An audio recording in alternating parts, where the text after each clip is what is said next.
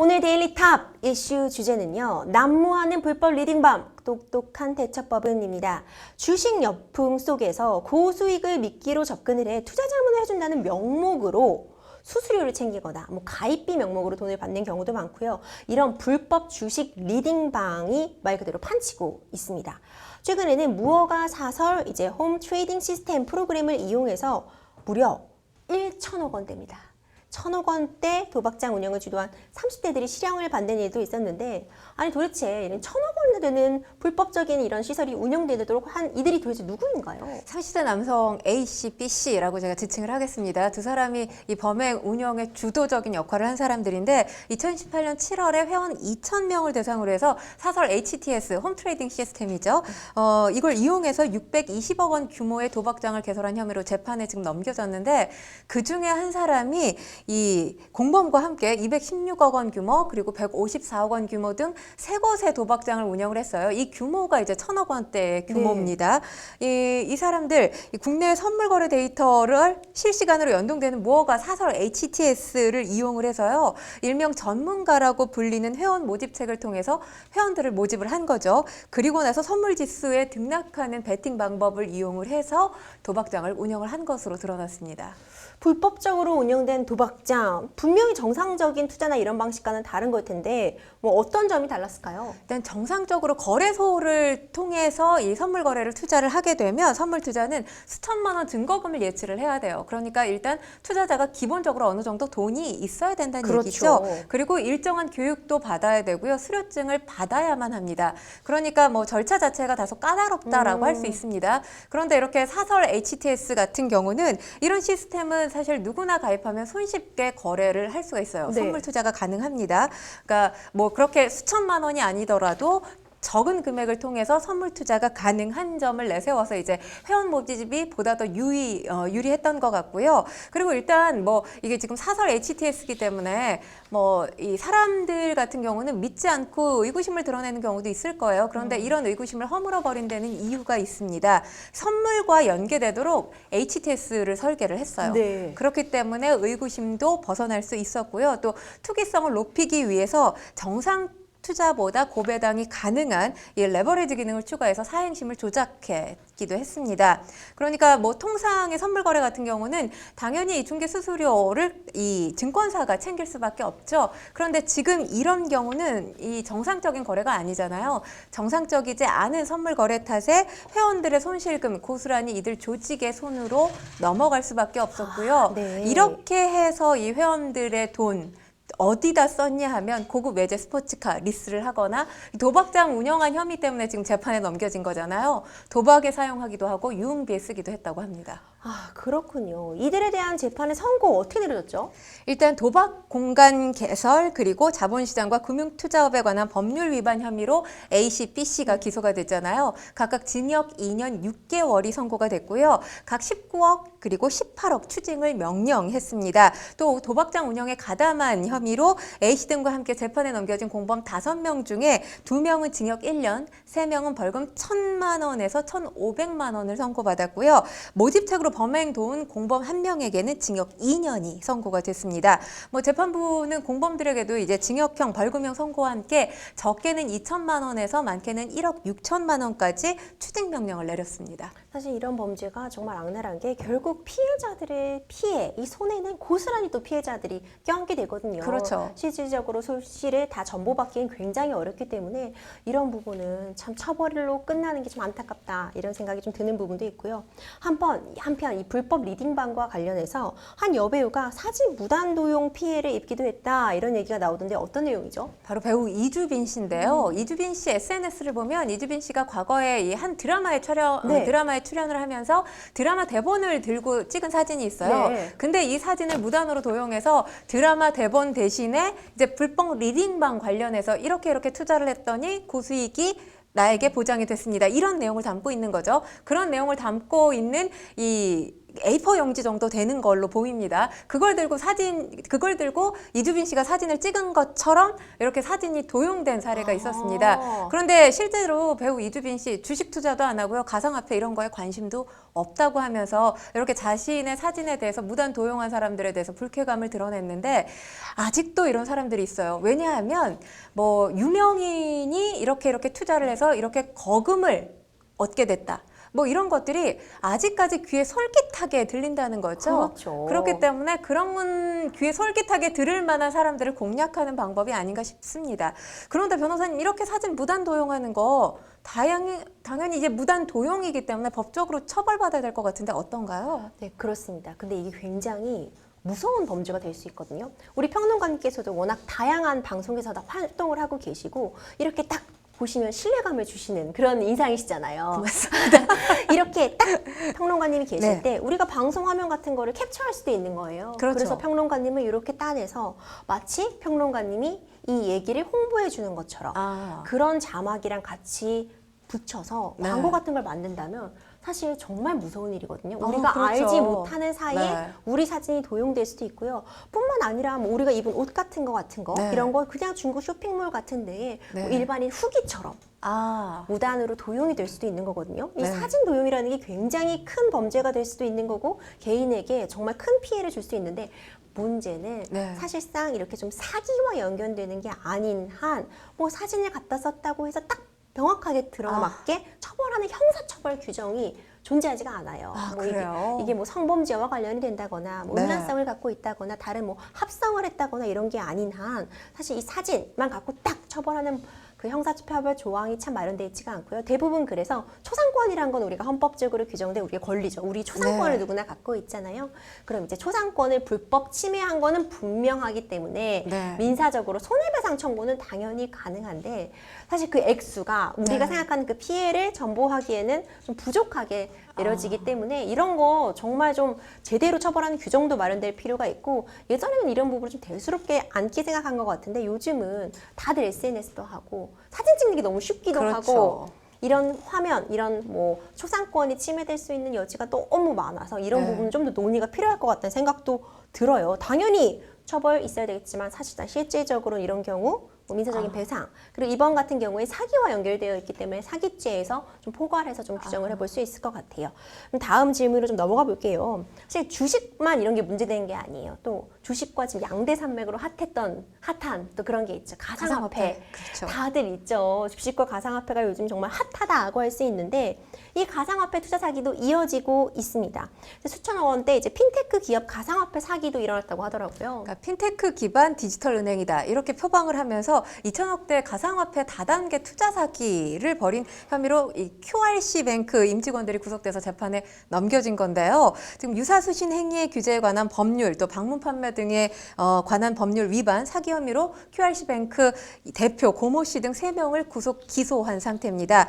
이 고 씨 등은 2019년부터 지난해까지 투자자들에게 이 QRC 뱅크가 결제, 저축, 송금, 환전 등이 가능한 핀테크 기반 디지털 은행이다라고 하면서 가상화폐에 투자하면 원금의 300%를 벌 수 있게 해주겠다. 300%. 이거 자체가 사실 허위 과장 광고. 그럼 왜 우리에게까지 기회를 주겠어요? 그렇죠. 본인이 다 투자하죠. 그렇죠. 그렇게 생각을 해야 되는데 또 그렇지 않은 사람들이 많기 때문에 이런 덫에 걸려드는 게 아닌가 싶습니다. 이렇게 속여서 투자금 2,277억 원을 가로챈 혐의를 받고 있습니다. 요즘에는 이 사기 규모가 어마어마한 것 같아요. 아니 수십억도 참 큰 돈인데 수백억, 수천억이 나오니까 좀 둔감해지는 것 같아요. 그래서 오징어 게임의 456억이 돈같이 안 느껴진다는 분들이 참 요즘 많습니다. 웃지 못할 얘기지만요. 웃지 못할 얘기라는 말씀이 딱 들어맞는 것 같거든요. 네. 이 사기 방식이 다단계와 유사하다고 해요. 사실 모든 다단계가 다 불법인 건 아니지만 불법적인 다단계와 좀 유사한 방식이라고 하는데 어떤가요? 일단 보통 우리가 다단계라고 생각하면 뭐 물건을 팔라고 권유를 하면 그 물건을 사면서 그 사람까지 함께 묶어가는, 엮잖아요. 그렇죠. 네, 그래서 이 피라미드 구조를 형성해서 뭐 뭐 이렇게 등급을 매길 때 가장 꼭대기 등급이 다이아몬드 등급이다. 이래서 이런 사람들은 연봉도 억대 연봉이다. 우리가 대체적으로 알고 있는 그런 다단계라는 게 그렇죠. 그런데 지금 이 경우에도 뭐 디지털 은행을 표방했다지만 다단계 사기 수법이거든요. 이 구시 일당이 패자들을 투자한 금액 그리고 하위 투자자 유치 실적에 따라서 보너스를 지급하고요. 6개 등급으로 차등해서 보너스를 지급하는 방법으로 사기 행각을 이뤄갔는데 그러니까 나중에 투자한 사람의 투자금을 받아서 먼저 투자한 사람한테 돈을 건네는 그러니까 일명 뭐 돌려막기 수법을 진행을 한 거죠. 피해자가 상당히 많습니다. 아까 피해액만 2천억이 넘었잖아요. 피해자가 5,400명인데 문제인 건 이 피해자의 대다수가 상당히 주머니가 가벼운 분들이라고밖에 볼 수 아이고. 없습니다. 북한 뭐 이탈 주민들 그리고 중국 동포 서민들이 대다수인 걸로 알려졌는데 일단 이런 사람들의 어떤 사기금 당연히 추징 보전해야 되잖아요. QRC뱅크 회사 이 고 씨와 일당의 재산 상당수를 검찰에서 이 몰수 추징 보전하겠다고 얘기를 했고요. 그리고 QRC뱅크 회사 법인도 양벌 규정이 적용돼서 지금 함께 재판에 넘겨진 상태입니다. 사실 평론가님 최근 3년간 이런 불법 주식 리딩방 등 이제 유사 투자 자문업으로 인한 피해 신고와 어떤 불법 행위에 관한 민원이 정말 급증하고 있다고 해요. 자세한 내용 좀 살펴주시죠. 일단 이 카톡방에 주식 리딩, 뭐 리딩방 뭐 이렇게 키워드를 한번 넣고 검색을 해보세요. 그러면 이 관련해서 뭐 오픈 채팅방이 몇백 개가 넘게 그렇군요. 검색이 됩니다. 그러니까 주식 리딩방이 상당히 많다는 얘기예요. 주식 리딩방, 뭐 가상화폐 리딩방이 상당히 많다는 건데 여기서 지금 유사투자 자문업자 또는 업체 이게 뭐지? 라고 생각하실 텐데 유사투자 자문업 을 하는 사람들 그러니까 이 리딩방의 리더 같은 사람이에요. 그러니까 뭐 주식 상황을 분석하고 이 종목이 우량 중이니까 여기에 투자를 하면 고배당이 가능하다. 뭐 이런 식으로 설명을 하는 사람들이 이제 유사투자 자문업자고 이 리딩방에서 리더를 맡고 있는 사람들인 건데 지금 이와 관련해서 피해 신고 불법 이 행위 제보 관련 민원 건수가 올 1월부터 7월까지 접수된 게 지금 그러니까 금융감독원에 접수가 된 겁니다. 774건인데 지난해 전체 접수 건수가 622건이거든요. 그러니까 상반기에 지난해 전체 접수 건수를 이미 넘어선 거예요. 그러니까 이게 가상화폐 열풍, 주식 열풍의 일환으로 불법 리딩방 그리고 유사 이 투자 자문업자, 자문업체도 상당히 많이 늘었다고 볼 수 있는 건데 지금 왜 이렇게 많아지냐면 뭐 이게 대면할 필요가 없잖아요. 오픈 채팅방 그러니까 2015년 9월에 카카오톡에서 오픈 채팅방을 개설하기 시작하면서 리딩방이 나타나기 시작한 거거든요. 그 영향이 상당히 큰데 카카오톡뿐만 아니라 텔레그램, 블로그 뭐 여러 가지 SNS를 통해서 요즘에 유튜브도 그렇고요. 이 불법 리딩방이 성행하고 있다고 볼 수가 있습니다. 일단 뭐 관련해서 이 가장 민원이 많이 접수된 내용을 보면 환불 계약 해지 관련이 473건이고요. 미등록 투자 자문 89건 등인데 중요한 건 유사 투자 자문업자 투자 자문 정도를 할 거면 열심히 공부를 해서 투자 자문의 전문가인가 보다. 보통 주린이들은 이렇게 생각하고 이 리딩방에 들어가서 이 리더라고 하는 사람들의 말을 믿지 않을까라는 생각을 하는데 중요한 건 이 사람들 그냥 그 신고만 하면 돼요. 그러니까 뭐 따로 자격 시험을 보는 것도 아니기 때문에 아니에요. 신고만 하면 되거든요. 그러니까요. 그러니까 특별한 자격이 없이 누구나 신고할 수 있다는 건 저도 지금 투자 자문가라고 신고하면 투자 자문가가 되는 거거든요. 그러니까 전문성이 없다는 얘기입니다. 전문성 없는 사람들이 이렇게 불법 리딩방을 차리고 활기를 치는데 일단 이 불법 리딩방을 보면 무료방, 유료방 이렇게 나눠져 있거든요. 그러니까 이 리더 한 사람이 이걸 을 맡지를 않아요. 밑에 또 회원을 모집하는 그런 이 회원 모집책들이 있습니다. 일명 바람잡이라고 하는데 이런 사람들이 일단 잠깐 짧은 수익이라도 얻을 수 있는 조금의 수익이라도 얻을 수 있는 주식 종목들을 추천을 해줘요. 불법 그러니까 무료 회원방에 이 회원으로 들어온 사람들한테 그래서 내가 투자한 것보다 조금이라도 더 뭔가 득이 됐다라고 생각한다면 마음이 흔들리잖아요. VIP들이 있는 유료 정보방으로 가게 되면 내가 보다 더 고급 정보를 얻을 거고 그러면 수익률 300%, 500% 나겠구나.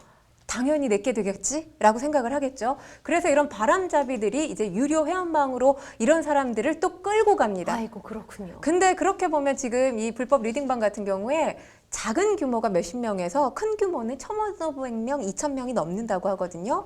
이렇게 해서 VIP들을 상대로 한 유료 회원방, 그러니까 회원비만 받아도 뭐 월 평균 한 30만 원 정도 된다고 해요. 그러니까 보통 평균치가 한 400만 원이 넘는다고 하는데 계약금이 이 사람들 계약금만 들고 튀는 경우도 있어요. 그렇죠. 네.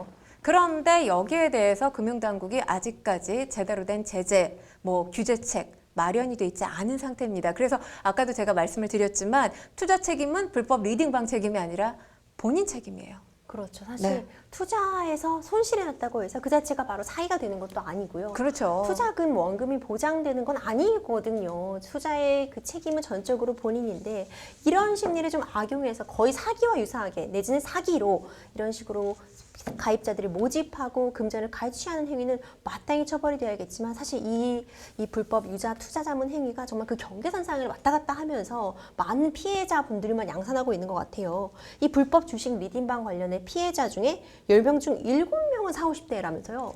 글쎄요, 이게 원인이 뭘까라는 생각을 했어요. 40, 50대면 어느 정도 사회생활을 한 분들이고, 근데 사실 사회생활을 했다고 해서 주식에 대해서 박학다식한 건 아니죠. 아니에요. 그런 건 아니죠. 관심이 없으면 전혀 몰라서 사실 사회 초년생이나 대학생들 이제 주식에 입문한 주린이들 정도 수준의 정보만을 가지고 있는 분들도 계시기는 해요. 근데 또 한 가지 다른 건 사실 젊은 층은 일단 공부부터 시작하자 하는 경우도 있지만 40, 50대 이상 사회생활을 병행하시는 분들은 공부하는 것도 귀찮아하시는 분들이 계십니다. 그렇기 때문에 보다 더 빠르게 정보를 얻게 되면 빠르게 수익률이 올라가겠지라는 생각에 또 이렇게 접근하다가 지금 어쨌든 피해를 입은 연령대가 중장년층이다 보니까 그렇게도 분석을 할 수 있을 것 같다라는 생각이 들거든요. 일단 본인들이 공부를 안 하고 이 리딩방의 접근부터 해서 정보를 얻으려고 해서 이렇게 문제가 불거진 게 아닌가라는 생각이 드는데 피해자의 70%가 40대 이상인 상황이거든요. 그렇기 때문에 이 리딩방 운영업체 제대로 된 업체인지 확인을 하려면 금융소비자 정보 포털 파인에서 조회를 꼭 해보시기 바랍니다. 여기에 이제 업체 등록이 돼 있으면 일단 불법 리딩방 업체는 아닌 거예요. 그리고 손실 보전하거나 수익 보장한다. 이런 건 모두 다 불법이라는 것. 말도 안 되죠. 손실을 보장하고 수익 보장해준 세상에 보장하는 건 아무것도 없어요. 그렇죠. 그렇게 알고 계셔야 됩니다. 보장을 해준다는 말에 속아서 이 불법 리딩방에 머물러 계시는 분들은 지금 당장 나오셔야 되는데 중요한 건 사실 이렇게 되면 내가 이번 달에도 30만 원 넘게 따져보니까 30만 원 넘게 이 유료 회원 가입비를 지금 지불을 한 건데 이거 받을 수 있나? 받기가 사실 쉽지가 않습니다. 그래서 이 시간에 불법 리딩방이 아니라 혹시 리딩방에 접근을 해서 관심을 갖고 계시는 분들은 조금 더 주도 면밀하게 주의를 가지고 이것이 진짜 이 불법적인 건지 합법적인 건지 따져보시기 바라고요. 가급적이면 저는 리딩방은 권하고 싶지가 않습니다. 그렇죠. 또 정보를 참고한다는 면에서는 당연히 긍정적인 기능이 있을 수 있지만 맹목적으로 믿어서는 안 되거든요. 특히 뭐 무조건 원금 보장이다 내지는 뭐 100% 수익률 보장 사실 말이 안 되잖아요. 주식은 그렇죠. 왜 그렇죠. 아무도 모르는 거잖아요. 이런 부분은 본인의 책임이기 때문에 정말 말씀처럼 주의를 기울일 필요가 있을 것 같아요. 요즘 은행권 대출은 완전히 꽉 막혔고요. 주식시장이나 이제 가상화폐 이 시장에 뛰어드는 투자자들은 정말 많아지게 되면서 불법 금융 광고조차도 또 극성을 부리고 있다면서요? 상당히 많습니다. 이 사실 불법 금융 광고는 다 한 번씩 문자 또는 카톡으로 받아 보셨을 거예요. 그러니까 뭐 주식으로 수익 내기 어려우신가요? 저희가 책임을 집니다. 전문가의 안내를 받으시면 고수익이 보장됩니다. 이런 식의 문자 메시지 한두 번 안 받아보신 분들 당연히 받아봤죠. 없죠. 네, 계속해서 지금 불법 금융 광고가 늘고 있는데 이게 아까도 말씀드렸지만 주식 열풍, 가상화폐 열풍이 그 배경이 돼서 계속 증가하고 있는 상황인데 일단 예전에는 미등록 대부 관련된 이 불법 금융 이 광고가 상당히 성행을 했었거든요. 그게 이제 신고 건수의 뭐 76%를 차지하기도 했는데 요즘에는 오늘의 이 주제인 이 불법 리딩방 관련해서 유사투자 자문업자 또는 자문업체 관련한 이 불법 금융 광고도 성행을 하고 있습니다. 뭐 일단 지금 사실 금융감독원 아까도 제가 이 금융당국에서 뒷집 놓고 있다 이런 말씀을 드리기는 했는데 뭐 빅데이터를 기반으로 해서 불법 금융광고 감시 시스템을 가동했다. 라고는 합니다. 그런데 그걸 피부로 느끼고 있는 이 주식에 참여하고 있는 분들 과연 몇 분이나 계실까라는 생각이 드는데 뭐 사실 지금 전화번호 중지를 하거나 게시물 삭제하는 뭐 사후 아주 간단한 정도만 금융당국에서 처리를 하고 있는 것으로 알려지고 있어요. 그렇기 때문에 사실 범죄 예방에는 그다지 크게 금융당국이 도움을 주지 않고 있는 게 사실입니다. 아까도 말씀드렸지만 지금 금융당국에서 이 불법 리딩방과 관련해서 안전장치를 전혀 만들지 않고 있어요. 그리고 유사투자 자문업자 또는 유사투자 자문업체 같은 경우는 금융감독의 어떤 관리감독의 사각지대에 있는 사람들, 사각지대에 있는 업체라고 볼 수 있거든요. 그렇기 때문에 뭐 금융회사 이들과 이제 피해가 발생했을 때 민사소송하는 방법밖에는 없어요. 그런데 민사소송이라는 게 사실 뭐 우리 변호사님 법조인이시라서 잘 아시겠지만 이 관리 운영진의 기망행위를 입증해야 되거든요. 근데 송사에 휘말리면 일생 피곤해진다고 하잖아요. 그렇죠. 이 입증하는 게 피해자 입장에서는 피해를 당한 것 이상으로 괴로운 일이거든요. 그렇죠. 시간은 또 짧게 걸리는 것도 아니고요. 그렇죠. 그렇기 때문에 리딩방과 관련해서 뭐 위약금이라든지 이 계약금 관련해서 문제가 발생했을 때 이걸 조금 처리할 수 있는 관련 이 법적 제도가 마련돼야 되지 않나라는 생각이 듭니다. 네, 그렇습니다. 난무하고 있다는 표현이 딱 맞는 것 같아요. 어떤 이런 불법적인 리딩방이 정말 난무하고 있어서 피해자들이 너무 쉽게 이런 리딩방에 가입하게 되는 것도 문제고요. 또 아무래도 요즘 살기가 팍팍하다 보니까 주어진 월급만 받아서는 도대체 집도 못 사고 그렇죠. 살아가기 너무 팍팍하다 보니 다 자연스럽게 재테크로 관심이 가게 되고 이 재테크가 올바른 방향이 아니라 뭔가 일확천금의 방향으로 흘러가게 되면서 네. 이런 불법 리딩방 피해가 속출하고 있는 것으로 보이는데 어떤 이 불법 리딩방, 구별법 내지는 대처법 어떤 거 알아두면 좋을까요? 일단 뭐 리딩방은 신고를 하게 되면 불법은 아니에요. 신고된 업체 또는 신고한 유사투자 자문업자 같은 경우는 불법은 아닌데 신고 안 한 리딩방 같은 경우는 무조건 불법입니다. 네. 아까도 제가 금융소비자 이 정보 포털 들어가 보시라고 말씀을 드렸는데 이 홈페이지에 들어가서 유사투자 자문업자 신고 현황에서 업체명 검색을 해보면 가입이 돼 있는 업체인지 알 수가 있습니다. 그리고 뭐 아까도 말씀드렸지만 어떤 연예인이 투자했다더라 몇백 % 수익률이 보장된다더라 다들 이거 허위 광고인 거 이제는 다 아시죠? 이런 광고 역시 처벌 대상이 됩니다. 리딩방에 이런 광고물이 게시가 돼 있다면 이 리딩방은 제대로 된 리딩방이 아니구나 하고 무료 회원이시라면 유료 회원으로까지 가시면 절대 안 됩니다. 그리고 이 투자 정보 같은 경우 왜냐하면 이 투자 정보를 무료 회원, 유료 회원 해서 불특정 다수를 모집하는 이유가 있습니다. 1대1로 투자 자문을 해줄 수가 없어요. 1대1로 투자 자문 해줄 경우에는 이것 역시 불법이 됩니다. 그러니까 따로 이런 거 투자 종목 어떻게 이렇게 수익률이 올라갈지 제가 궁금한데 좀 저한테 답 좀 해주세요. 이래서 개인적으로 뭐 이메일을 통해서 답을 받았거나 이럴 경우에도 불법 행위라는 거 알아두셔야 되고요. 그리고 이런 투자자는 글쎄요. 믿음이 너무 강한 건지 아니면 저는 게으름이 강한 거라고 게으름 때문이라고 보여지는데 투자자가 뭐 본인 공인인증서다 비밀번호다 다 알려주면서 투자를 아예 다 맡기는 경우도 있다고 해요. 말도 안 되죠. 요즘엔 가족도 믿을 수가 없는 시대를 살고 있는데 하물며 리딩방에서 만난 리더 전문가니까 내가 믿어야지 이런 생각을 가지신다면 그건 정말 이 시대를 잘못 읽고 계신 분이 아닌가라는 생각이 드는데 이럴 경우에 또 업체에서 더 좋은 종목에 투자를 해보세요 그러고 투자금을 빌려주는 경우도 있다고 합니다. 대출까지 알선을 해준다고 하는데 이런 것들이 만약에 리딩방에서 포착이 된다면 금융당국에 반드시 신고를 하셔야 됩니다. 불법이고요. 그리고 금감원이 우수 제보자에 한해서는 뭐 한 건당 200만 원까지 이 포상금을 지급을 하고 있다고 하니까요. 보신 분들은 바로 신고하시기 바랍니다. 그렇군요. 이 리딩방 사기가 기승을 부리고 있는 이 시점, 금융당국 이쪽에 좀 뒷짐지고 있는 거 아니냐 이런 지적도 해주셨는데 금융당국과 법이 어떤 역할을 해야 된다고 보세요, 변호사님? 일단 뭐 지난 5월에 관리감독하겠다 금융당국이 발표를 하면서 이제 암행 점검을 하겠다라고 했어요. 근데 암행 점검을 하든 뭘 하든 사실 예산이 있어야 되는 거잖아요. 근데 암행 점검에 지금 소요되는 예산 축적해 놓은 게 2천만 원이라고 합니다. 2천만 원 가지고 뭘 할까요? 그러니까 리딩방 계약금만 해도 아까 말씀드렸지만 월 평균 한 30만 원 넘는다고 했잖아요. 400만 원이 넘으면 이 불법 리딩방 한 5곳 정도 채 못 들어가지 않을까 싶어요. 그러니까 이 자체가 지금 글쎄요 의지가 없는 건지 아니면 정말 끌어올 예산이 없어서 현실적으로 문제에 봉착해서 그런 건지 모르겠는데 아까도 제가 방송 처음에 말씀을 드렸지만 투자 책임은 본인에게 있다. 이 말을 달리 해석하면 금융당국이 불법 행위를 조장한다라는 의미로 해석할 수도 있어요. 그렇죠. 당국은 뒷짐지고 있으면서 네가 투자한 거니까 네가 책임져야 돼 라고 지금 이야기하는 거나 다름이 없거든요. 이런 경우에 사실 안전장치가 낮은 곳에서 뭐 위험 부담은 굉장히 커요. 그런데 그 책임은 우리가 질 수 없으니 네가 다 져야 돼 라고 하는 건 사실 시장 형성 초기에나 가능한, 그렇게 시장 형성 초기에나 할 수 있을 법한 얘기거든요.